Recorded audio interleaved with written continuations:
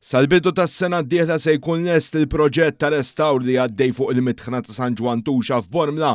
Żaru l-lan tax-xogħol il-Ministru għall-Kultura u Imbonniċi u s-Segretarju Parlamentari għall-Gvern Lokali Edison Zerafa Civelli.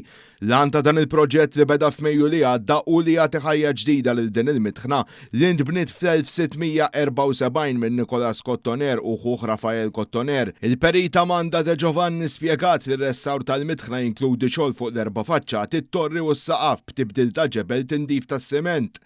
L-aperturi se jiġu rrestawrati jew mibdula f'injam, is-saqaf oriġinali tad-deffun se jissewwa fejn meħtieġ u l-bini se jiġi mgħammar b'dawl arkitettoniku li jixħed dawl fuq il-valur storiku tiegħu. Il-Ministru Imbonniċi qal li b'dan il-proġett ta' restawr ta' din il-mitħna storika pajjiżna jkompli jieħu ħsieb il-wirt storiku.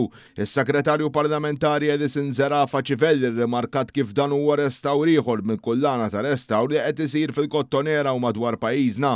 Preżenti għal din iż-żjara kien hemm ukoll iċ-chairperson tal-Fondazzjoni Cottonera Joe Mizzi flimkien mas-Sindku ta' Bormla Marco Aġus.